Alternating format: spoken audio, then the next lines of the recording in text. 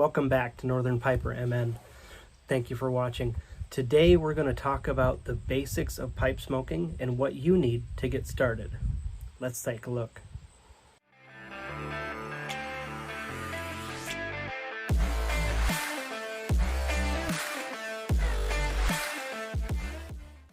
Contrary to what people will tell you or what you'll see on social media, you don't need a fancy pipe. You don't need an expensive tobacco or expensive fancy accessories to get going.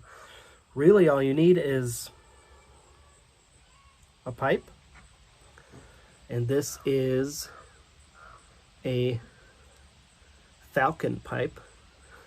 I had to look because I have a Viking pipe that was made by Dr. Grabo that is very, very similar. So this is a Falcon pipe. If you're starting out, I suggest you go get yourself a corncob pipe by Missouri Meerschaum. They're very inexpensive. They work very well. The only thing I would say is don't buy the cheapest one they offer. Get middle grade. You might spend 20 bucks, maybe 25 bucks. Really, really inexpensive. One thing that you will probably want to get is a tamper. So it has this flat edge for scraping, and it's got this round bit here, which is why it's called a tamper. And we'll get to what it's used for in just a minute. Of course, you can't smoke tobacco without tobacco. So here we have some Borkum Riff. I believe this one is Cherry Cavendish. Yep, Cherry Cavendish. And then you need a way to light it. A Bic lighter is just fine. A torch lighter is a no-no because you will burn your bowl, you will burn the tobacco, and you won't enjoy it as much because the flavor will be different. So a Bic lighter, if you get one of those stick lighters that's short but it has the end that comes out, perfect. You're doing fantastic. Because a Bic, regular Bic, if you've used one, you're going to burn your finger, and that's not fun. I like Zippos. They're reliable. For the most part, they're windproof, and they can be refilled. And over the course of your life, you can use a Zippo.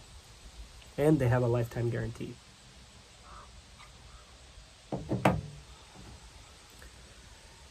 The basics. So you've got your pipe. You've got your tobacco. What are you going to do now? You got to fill it.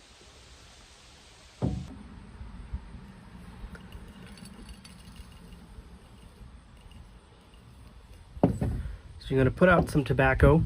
If you have an aromatic tobacco, it's going to be drier, which means you're going to either want to put some on a paper towel and microwave it for maybe 30 seconds, or just leave it out so that it can dry naturally with the atmosphere.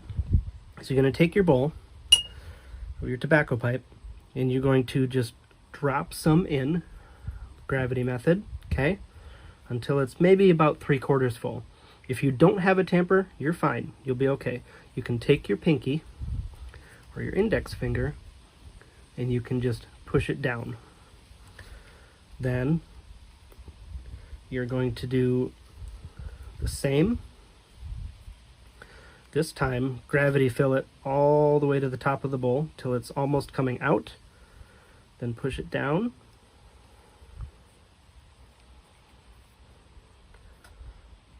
And that's good enough for me.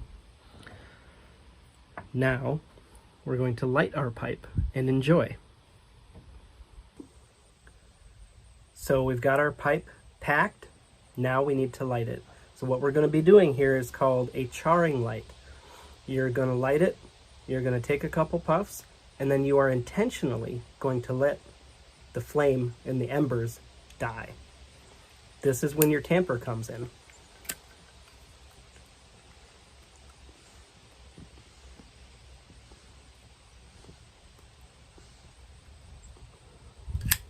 So all you're doing for a charring light is you're taking that top layer of tobacco and you are essentially smoking the top layer of the tobacco. And the only reason you're doing this is to get the fire started, and then you're going to tamp it down. And what that's going to do is that's going to even out the tobacco that's at the top of the bowl, and it's going to help your ember stay within your chamber. It's going to help you stay lit, going to help you have a more enjoyable smoke.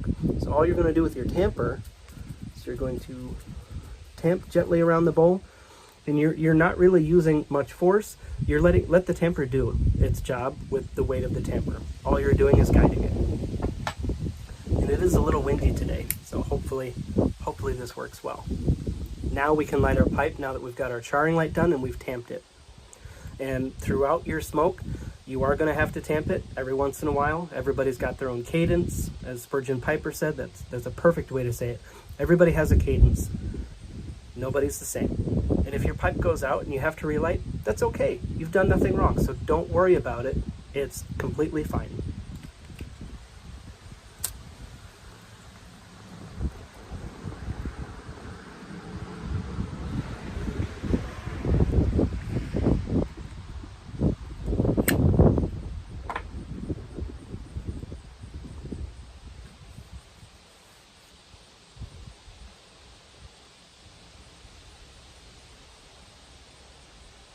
If you have questions or comments about this video, about starting your journey in pipe smoking, please feel free to ask. There's no wrong questions. There's no stupid questions.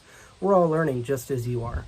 There's people who have been pipe smoking for years that, they may do something different that works for them that doesn't work for you, and that's okay. But it's always good to ask. And I have found that the pipe community, that is the people within the pipe smoking community, are the most genuine and helpful. And don't be afraid of somebody bashing you for doing something different or possibly incorrect. You are just fine. Thanks for watching. If you liked this video and it helped you, please like it. If you want to follow along so you don't miss anything else, please go ahead and hit that subscribe button. Have a great day. Happy piping.